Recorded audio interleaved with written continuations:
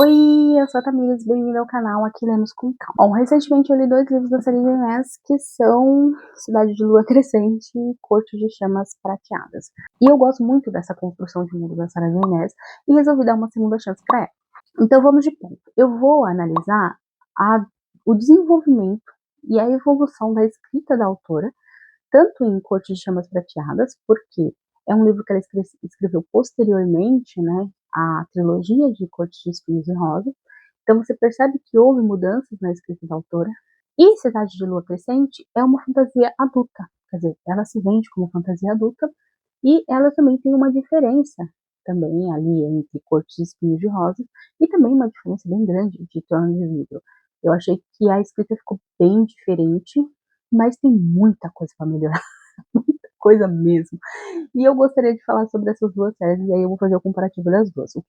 Primeiro eu vou dar um resumo, depois eu vou falar o que funcionou, e por último finalizar com o que não funcionou, e as minhas conclusões referentes a essa leitura. Então vai ser um vídeo longo. Se você também não quiser spoilers, né, se você não leu nenhum desses livros que eu vou comentar aqui, é melhor não assistir. Agora, se você não liga para spoiler, se você já leu, pode ficar aí, pega um café e vamos para análise.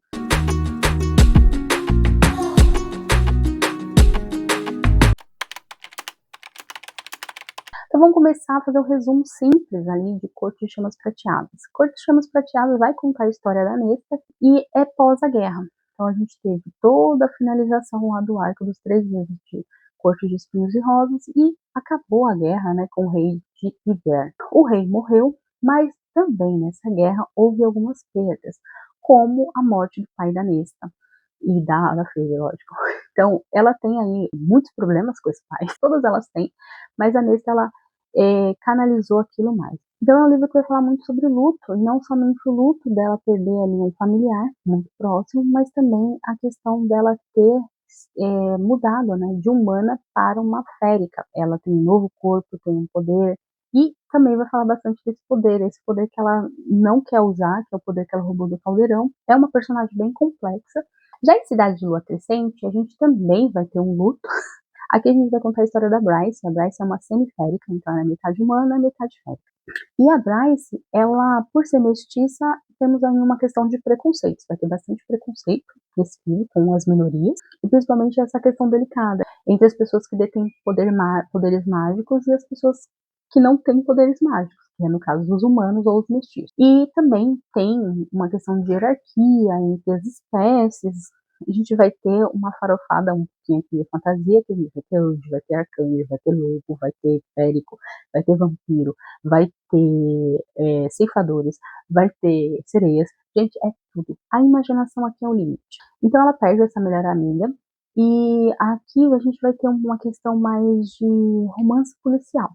Então a gente vai ter muita investigação, porque ela quer saber como essa amiga foi assassinada e tal, e ao mesmo tempo ela vai viver esse luto pra gente, e toda essa questão dela ser marginalizada pelo povo que tem magia, também entra um pouquinho de trauma. Então os dois livros têm uma narrativa bem parecida. Então o que funciona dentro das narrativas? Dentro de Corte de Chamas Prateadas, eu achei que o que funcionou melhor foi o ritmo do livro. O ritmo do livro eu achei bem legal. Eu achei que ficou bem aquela saga do herói, ficou bem parecido, porque a gente inicia com a Nesta totalmente destruída, dentro de um clima de vício, né? Ela tá com luto pelo pai, não quer usar o poder do Caldeirão e ao mesmo tempo ela não consegue controlar esse poder, tem medo dele e ela precisa fazer alguma coisa para poder subjugar esse poder. Ela tem as relações dela com as irmãs totalmente cagadas, até com a Elaine, que ela tinha uma conexão maior, ela não tem mais essa conexão. E tem um romance dela com Cassian, né, que ela já percebe ali de início que ela tem alguma coisa com Cassian muito forte e que ela tá meio que fugindo de toda essa responsabilidade, porque ela não quer encarar nada nesse momento. E ela se joga nos vícios mesmo, tipo álcool, sexo, tá destruindo a vida dela e não quer participar de nada, ela tá numa letargia. Aí há uma intervenção da Feyre, e a Feyre, junto, né, com o pessoal da Corte Noturna, isola ela, coloca ela lá na Casa do Vento, onde ela, para sair dessa casa, teria que saber voar, ou senão ela vai ter que enfrentar 10 mil lances de escada. ela não tá forte o suficiente para isso, porque ela não treina, ela não faz nada, ela só bebe. E achei até um pouco interessante, o problema é que eles colocam o Cassian, né, pra ser o supervisor dela. Eu acho que um probleminha ali do vício, né, porque ela tá viciada em sexo também, e colocar o Cassian ali junto com ela, achei que não foi uma ideia inteligente. A gente tem uma expansão de mundo também, então ali tudo que a gente já conhece entre as coisas, a gente agora vai explorar mais o pessoal que é os ilirianos, né? Então a gente vai ter mais informações sobre os ilirianos e outros tipos de féricos, não somente os grão-féricos. E também houve uma expansão na mitologia de mundo. A gente vai ter mais passagens sobre a história, né, dos féricos, vai contar desde o início, alguns pontos, algumas transformações, evoluções aí na magia dos féricos e como eles chegaram a ser o povo que eles são hoje e por que que eles são divididos nessa hierarquia. Então, há bastante construção nessa questão de mitologia, de expansão de mundo. Já em Cidade de Lua Crescente, apesar de ter muitas criaturas, e que eu achei que a Sarah J. Maas foi um pouco gulosa, ainda assim há um bom desenvolvimento em construção desse mundo. A gente consegue desde o início perceber que existe, né, um poder, e esse poder ele é bem delimitado, e existe um sistema político bem interessante.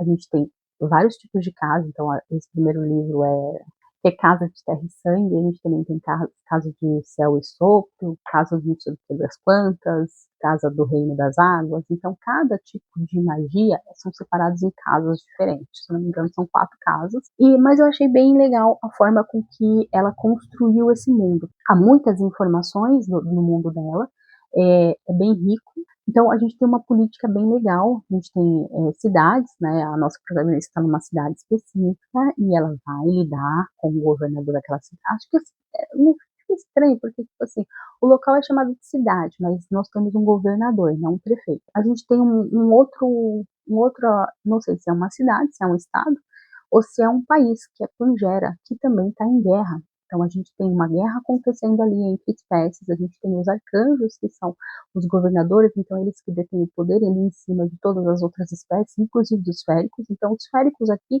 eles não são igual aos féricos que a gente conhece lá em cortes de espinhos e rosa. É diferente, eles têm poderes um pouco diferentes, eles têm uma hierarquia diferente, uma divisão diferente. Logo também nesse mundo a gente consegue descobrir que existem vários outros mundos, então a gente tem aí uma possibilidade de um multiverso, que eu achei um pouquinho muletinha, né? Provavelmente ela vai nos inserir novamente aí em Corte de Espinhos e Rosas. Vai beber dessa fonte, provavelmente. Achei uma escolha de narrativa questionável. Já em desenvolvimento de personagens, por exemplo, eu achei que a protagonista tem uma personalidade muito boa. Você consegue perceber quais são as motivações dela, os objetivos, e ela se mantém centrada nesses objetivos em boa parte do livro. Eu diria que até 75%. A personagem não se perde. Aqui a Bryce, ela não tem medo das outras espécies, até um pouco inconsequente, né, com algumas escolhas dela, mas faz parte da personalidade dela. Então, você não tem uma incoerência de personagem. Gostei da construção. E uma outra coisa mais legal que tem nesse livro, que é menos hot. Quando eu vi que era uma fantasia adulta, eu pensei que ele teria mais hot do que Chamas Prateadas.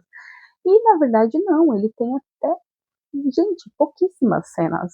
E eu gostei bastante porque foca em muitas outras coisas muito mais importantes do que a questão ali do romance. O romance ele existe, ele vai acontecer. A Bryce ela vai ter um envolvimento aí com o Hunt, que é um anjo caído e um anjo escravizado. Legal também que aqui a gente tem várias e várias camadas dentro de uma cidade urbana que tem a escravidão. A gente tem, além dos féricos inferiores, né, pessoas que são tratadas, a gente tem rixa entre as espécies, é muito delicado. E aí nós temos também esse governo autoritário, que é os Asteri, eles têm mais poder que os arcanjos, né, como se eles tivessem o poder de uma estrela toda. Não entendi muito bem isso aí, mas é isso. Então a diferença aqui de narrativa entre os dois livros é que a Nesta, ela vai superando esse luto de uma forma bem até saudável, que eu fiquei assim impressionada de imediato. Porque quando ela fica presa lá na Casa dos Ventos, ela é obrigada a trabalhar na biblioteca. Então, na biblioteca, lembra, tem aquelas sacerdotisas, e que todas elas têm um trauma, né, geralmente um trauma relacionado à violência contra a mulher. E e ela vai perceber que ela também faz parte, né, desse grupo, porque ela também sofreu uma violência, ela teve o corpo dela violado. Ela era humana, jogaram ela dentro do caldeirão e ela retornou como férica, ela não queria aquilo, foi contra a vontade dela, né. Ela foi subjugada. E ela percebe que ela também tem esse trauma, que ela faz parte desse grupo, que ela não quer se sentir dessa forma de novo, ela quer lutar por ela mesma. E a partir daquele momento ela vai começar a estudar mais e vai descobrir que ela pode sim vencer, mesmo sem acessar aquele poder dela. Também um dos motivos dela ficar na casa do vento é ela treinar. Foi uma das condições impostas. Vão começar a treinar para se tornarem valquírias, que eu achei foda. Achei muito bom. Já em Cidade de Lua Crescente, a Bryce, ela é muito determinada. Então, ela é uma protagonista muito forte. Ela não fica se lamuriando porque ela é meia humana. Ela trabalha com o que ela tem. E ela não leva desaforo para casa, isso é muito bom, porque ela vai ser sempre assim. Ela também tem, né, um circuito ali de amizades. Então, a gente tem a amiga dela, que é a Danica, que acaba morrendo. E morre de uma forma extremamente trágica. Ele deixa um pouquinho essa questão do luto, né? Porque aqui a Bryce, ela não supera o luto. Ela se agarra a esse luto o livro inteiro. Então, você fica ali, vamos mulher, supera, supera. E essa mulher não supera nunca. Ela não larga isso. Tudo ela acha que volta pro mesmo ponto. Ai, aquela noite, aquela noite. Ela não, é um trauma que tá ali e vai ficar ali porque ela não quer largar esse osso de jeito nenhum. Ela não passa pelas fases do luto. Agora vamos falar dos erros, né? Porque nem tudo são flores. Em Chamas Prateadas, a gente tem o efeito Cassandra Clare. O que é o efeito Cassandra Clare?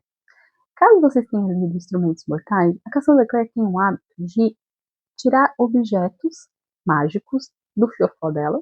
Então ela cria objetos mágicos do nada. A história chega num ponto ali da narrativa em que existe um problema. E a gente precisa resolver esse problema. O que ela faz? Ela vai e insere um objeto mágico. Geralmente esse objeto mágico é algo, nossa, super difícil, e que ninguém mais encontra, é mitológico, tá perdido, que não sei o que lá. E a protagonista acha assim, tropeça nele, ou ele estava ali na frente de todo mundo, ninguém via. Então é muito simples, fácil você acessar aquele objeto e você resolver o problema. Pronto, acabou. Então a gente tem esse efeito Cassandra Clare. Aqui em Chamas Prateadas, a gente vai ter a inserção de uma harpa, de uma coroa e de uma máscara. Todas elas objetos extremamente amaldiçoados, objetos que se você colocar, você usar, acontece coisa horrível com você. E aí a gente vai para o próximo problema que nós temos nesse livro, que é o problema de consequência. Não há consequência nenhuma para os personagens. Então, a Nesta, ela vai usar esses objetos amaldiçoados, porque, gente, ela vai usar esses objetos amaldiçoados e nada vai acontecer com ela, porque ela é o alecrim dourado, entendeu? É isso. E você tem que aceitar isso. Isso me irrita de uma forma, porque você não pode me vender que aquela dali é uma máscara da morte, que se você colocar, você vai ser governada por ela, que você pode levantar os mortos e fazer com que os mortos lutem por você, mas ao mesmo tempo você tem que pagar um custo por isso. E a protagonista, ela vai lá e coloca essa máscara e não acontece nada com ela. Simplesmente porque ela tem o poder do caldeirão. Não faz sentido nenhum. Isso acontece não só com ela também, tá? Acontece com outros personagens. Não há consequência no mundo de corte de espinhos e rosas. E tem um excesso de hot.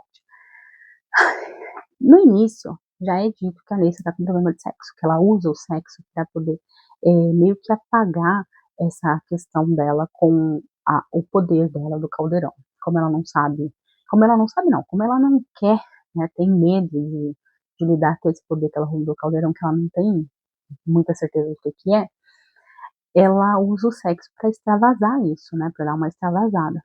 E aí, a ideia é colocar ela e o Cassian, que tem ali uma química imensa, no mesmo local. E claro que ela vai usar o sexo como muleta. E o medo de usar. Aqui a Sarah J. Maas, ela, nossa, gente, a gente tem um problema lá, que a Fairy tá grávida, e o filho dela tem asas. Então existe ela tenta, né, colocar um medo na gente de que a Fairy não vai sobreviver. Só que nós estamos tão acostumados a nenhum personagem principal morrer que eu não tô com medo nenhum. Na verdade, eu fui lendo e falei assim, eles vão resolver. Chega lá na frente, eles vão resolver isso aí. E o pior de tudo que é o problema com os vilões. Então, são 183 páginas você lendo falando sobre a Brienne, e que ela provavelmente tem uma coroa ali que pode manipular quem ela quiser. Essa coroa tem o poder, se você coloca a mão na pessoa, você consegue manipular essa pessoa. E aí você fica, né, nossa, a Brienne tem isso. Então, você pensa que existe ali um perigo. E ao mesmo tempo, você pensa que não existe um perigo. E são 683 páginas que você tem um vilão, e quando chega o momento desse vilão morrer, ele morre com um grito. Sério, a Nesta dá um grito, libera o poder dela, e a Brienne morre. Acho que foi um dos piores vilões. Agora, em Cidades de Lua Crescente, tem problemas muito maiores. Eu comprei esse livro na pré-venda, tá? Cidade de Lua Crescente. Eu lembro que na época tinha uma ecobag muito bonita que eu queria. É uma primeira edição.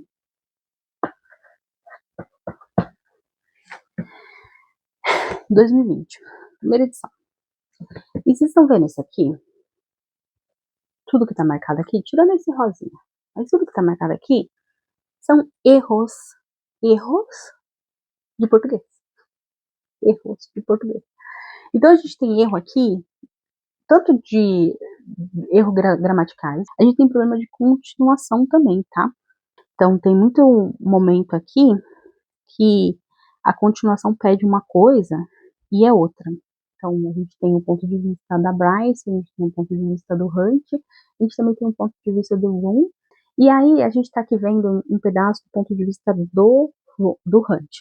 E aí, dentro do pedaço do ponto de vista do Hunt, a gente tem aqui. Mas Killian ficou tensa. Sua vontade era gritar que voltassem ao assassinato. E aí eu li isso aqui umas 3 vezes. E eu fiquei, ué, mas se eu tô no ponto de vista do Hunt, como é que ele pode saber o que a Bryce estava pensando? Ele não lê mentes? Aí eu fiquei, ué, tá errado. Aí eu até voltei, falei, não, eu posso estar enganada? Não pode ser, porque tem uma parte que o Hunt ele fala sobre os triários, né? Fala, Hunt e os outros triários vinham se preparando havia semanas. E aí, tipo, ele tá falando sobre o passado dele. E a Bryce não teria como saber. Mas antes da página 68 já tem alguns erros, tá? Nessa edição. Essa é a primeira edição. Essa primeira edição tá cheia de erros. E é uma afronta com o leitor, porque eu comprei na pré-venda. Eu comprei na pré-venda e recebi uma edição cheia de erros. Eu acho isso uma falta de respeito com o consumidor, sabe? Bryce voltou a escreveu para o Corner. Aí eu fiquei, escreveu? Ué, voltou a escreveu? Sinceramente, né? Então a gente tem muitos erros aqui. Erro de português, erro de ponto de vista. Aí do ponto de vista, eu posso até dar um ponto aqui para a tradução que foi da Adriana Fidalgo. Tem uns erros aqui de tradução referente a cores, né? Eu depois fui fazer uma pesquisa e eu vi que realmente a tradutora colocou, assim, os tons de pele que a Sarah J. Maas escreveu, ela traduziu de uma forma errada, porque todo mundo é dourado, dourado. Depois eu fui ver, às vezes aparece um marrom aqui, acho que apareceu 2 marrom, mas todo mundo é dourado. E aí eu falei, cara, não é possível. E aí eu fui ver algumas pessoas comentando e realmente a Sarah J. Maas colocou que essas pessoas eram marrom, né, tinha pele escura e tudo mais, mas a tradutora em algum momento ali na revisão, não sei se foi uma escolha dela, acabou traduzindo para dourado. Então, ou se foi uma escolha dela mesma, ou se foi uma escolha da editora, da edição, não sei. Não tenho propriedade, não tenho essa informação para alegar, né, que é isso. E agora, esses erros de ponto de vista de personagem já é um erro da Sarah J. Maas. Isso não é erro de tradução, é erro da Sarah J. Maas. Então, esse livro ele tem muitos, mas muitos erros, muitos mesmo. Além disso, existe uma explicação excessiva da autora. Então, a gente está falando de um livro de fantasia, onde é um livro introdutório, então é o primeiro livro de uma série, acredito ser uma trilogia, não sei se vai ter mais livros, espero que não, mas é um livro introdutório que a autora poderia ter utilizado o recurso de narrar informações de uma forma menos genérica. Só que não, ela prefere seguir com a história com bastante diálogos, e entre esses diálogos a gente para ali a ação da narrativa para que ela explique alguma coisa desse mundo. Então, uma criatura nova, uma política nova, uma coisa que está aparecendo ali, um personagem novo, ela vai parar e vai contar um pouquinho dessas histórias.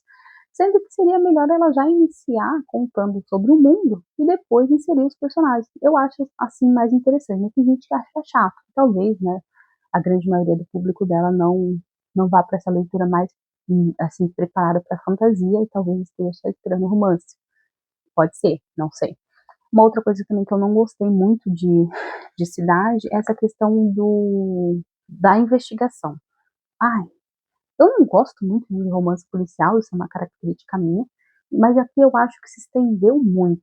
É interessante você querer saber como a amiga dela morreu, ela começa a seguir pistas, ela começa a desvendar isso. Há também ali um motivo dela tá fazendo essa investigação e assim ela começa a gerar uma amizade ali com o Hunt e possivelmente vai ser o seu par romântico. Ao mesmo tempo que é interessante, é cansativo demais. Porque eles vão descobrindo algumas coisas ali da Danica, e você percebe que sempre, né, quando se trata de uma investigação, isso já é clássico, clichê dos livros de investigação, que a pessoa que está mais próxima da vítima, ela acaba descobrindo que a vítima contava algumas mentiras, né? E aí a Bryce, ela não aceita isso. Ela fica ali defendendo a Danica até o último, até ela perceber que, olha, realmente ela não foi tão sincera assim comigo. Achei excessivo demais. Há páginas demais. Esse livro ele seria resolvido no máximo ali se você respeitar a construção do mundo em 600 páginas. Não precisava, de jeito nenhum, não precisava de quase 900 páginas para poder se contar essa história. Dava para dar uma diminuída, sim. Muita coisa que ela insere do mundo poderia ficar para o segundo volume, não tinha necessidade de ir para o primeiro volume. Eu acho que os editores que trabalham com a Sarah J. Maas têm medo de cortar os livros dela. Só pode ser. E depois a questão de cagação de regra. Existem muitas regras e hierarquias dentro dessa fantasia, mas ao mesmo tempo essas regras elas não funcionam como deveriam funcionar, principalmente quando se trata dos protagonistas. Então sempre que existe alguma regra que vai barrar ali alguma coisa na narrativa, essa regra ela cai por terra. Então para que inventar um monte de regras se não vai seguir as regras? Esse vilão também morre lá página 796. O vilão, ele me vem, né, e a protagonista aqui, eu já gostei um pouquinho mais. O jeito que a Bryce, ela vence o vilão é melhor. Mas ainda assim, é muito fácil. É muito fácil. Eu acho que caberia um pouquinho mais ali para ela não vencer esse vilão, porque é discrepante demais. É um arcanjo contra uma meia férica, então ela nem poderia ter tudo isso. Aqui tudo acaba com um aspirador. Mas ainda assim achei fácil demais. Os vilões da Sarah J. Maas, eles são construídos de uma forma muito caricata e depois eles são descartados da mesma forma. E nesse livro todo, ele tem, não só nesse, mas nos dois, tem o efeito Netflix. Que é o quê? É ficar repetindo a mesma coisa. Cara, tem uma questão que no primeiro capítulo, a Danica, ela tem uma espada lá que é toda milenar, que é passada do lobo mais forte pro lobo mais forte, e ela herdou, né, do avô dela. Beleza. Ela chega, né, no local onde a Bryce trabalha e ela guarda essa espada dentro do armário. Nessa mesma noite é que ela morre. E, cara, desde o início, eu fiquei, a espada tá lá, a espada tá lá. E aí, o leitor não esquece, gente. O leitor não esquece. Mas quando chegou lá na página 700 alguma coisa, não, é depois. É isso mesmo. Chega nessa página e aí eles falam assim, a espada. Oh, nossa, que revelação. E aí a autora recapitula, né, como se a gente tivesse esquecido. Eu nunca esqueci, não só eu. Provavelmente qualquer outro leitor de fantasia que leu esse livro não esqueceu, porque não tem como você esquecer. A mesma coisa lá, em Corpo de Chamas Prateadas. Eu acho que foi repetido tantas vezes que semelhante atrai semelhante, que eu acho que vou fazer uma tatuagem escrito semelhante atrai semelhante. Porque, porra, foi um desperdício muito grande das criaturas. Então a gente tem bastante criaturas mitológicas lá dentro do próprio mundo dos féricos, e são criaturas milenares que também morrem facilmente. É interessante, elas são imortais, mas elas morrem facilmente. Essas criaturas, elas são poucas, elas são bem pouco utilizadas. Então tem bastante cenas ali dentro de Corte de Chamas Prateadas que são muito legais dentro do quesito fantasia. E o da Bryce é a mesma coisa, aparecem bastante criaturas legais. Eu acho que a Sarah J. Maas consegue criar, né, criaturas bem, assim, asquerosas. Eu ia falar também sobre a questão dos personagens secundários. Em Cidade de Lua Crescente, nós temos um problema sério com personagens secundários, que eles são todos genéricos. Tem momentos que tem personagens secundários que eles estão ali, fala que aquele personagem secundário está na cena, que eu tenho dificuldade em saber quem é esse personagem, porque não há característica suficiente de personalidade para que eu possa saber quem são essas pessoas. Os imediatos, né, do irmão dela, que é um príncipe. Olha só, eu acho que o nome dele é Declan Emmett, ou Emmett Declan, alguma coisa assim. E toda vez que aparecia esse nome, eu confundia com o outro cara, ou confundia o outro cara com ele. E por um bom momento no livro, eu achei que Declan e Emmett eram personagens diferentes. De tão ruim que é a construção dos personagens secundários. Ela não gastou um terço de neurônio para poder construir esses personagens. A morte da Duende, né, que eu achei muito emocionante, é interessante que essa Duende, ela conseguiu a morte dela, dessa personagem, conseguiu me emocionar de uma forma que eu falei, gente, não, foi muito triste a morte dela. Em compensação, lá em Corte de Chamas Prateadas, quando a Fairy estava lá se esvaindo de sangue, possivelmente ela ia morrer, o filho dela ia morrer, que o Reese ia morrer, todo mundo ia morrer, eu não me importei, porque eu sabia que não ia acontecer isso. E nunca que a Sarah J. Maas ia ousar matar esses dois personagens, ela não ia matar eles, não ia, nem o filho deles. Então, conclusão, ambos os livros são interessantes e são bons, principalmente Corte de Chamas Prateadas, eu acho que tem uma melhor escrita. Corte de Cidade de Lua Crescente, eu acho que, não sei se foi essa edição, porque tanto erro na edição, que me fez ficar um pouco mais irritada. Mas acho que não foi só isso. Há muitas escolhas narrativas ali da Sarah J. Maas que você fica, cara, meu, ela nem põe hot nesse livro. Acho que tem 2 ou 3 cenas no máximo. E ainda assim, conseguiu me irritar mais do que Chamas Prateadas. Como é que pode isso? Mas em ambos os livros a gente vê que existe, né, uma evolução ali na escrita da autora. A autora tá bem melhor, assim, em criar, né? Ela tá muito boa.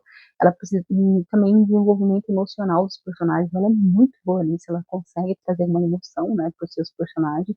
Eu acho que ela precisa melhorar muito o quesito fantasia. Ela precisa estudar um pouquinho mais, parar com essa mania de querer trazer poder da bunda dos personagens, parar com essa mania de não dar consequência. Precisa criar personagens que vão ser bons personagens. Precisa querer e ter coragem de matar esses personagens. Tem personagens que precisam morrer, não simplesmente por descarte desses personagens, é porque a narrativa pede. Você cria um mundo onde esse mundo tem muitas consequências, mas essas consequências nunca chegam aos personagens principais, só chegam a pessoas ali, aqueles personagens genéricos que ela cria para poder morrer. Aí, por exemplo, um filme de terror slasher, sabe? Que tem aquele monte de adolescentes que tá pra morrer, por morrer, um monte de adolescentes não, jovens. Aqueles que você fala, isso daí tá só pra morrer. É basicamente isso, ó, os livros da Sarah J. Maas. Então é isso, meus queridos. Eu gostaria de falar com vocês sobre esses 2 livros que eu li, os problemas que eu encontrei nesses 2 livros. E sim, eu vou continuar lendo Sarah J. Maas porque eu gosto bastante do que ela cria. E, como eu já disse, eu tenho fé nos autores, eu tenho fé que eles vão melhorar. A partir do momento que eu perceber que eles não vão melhorar mesmo, aí eu paro de ler. Eu fico por aqui. Se você gostou desse vídeo, curta esse vídeo, comente, compartilhe com um amiguinho. Deixe aí o seu comentário, por favor. E nos vemos no próximo vídeo. Tchau, tchau.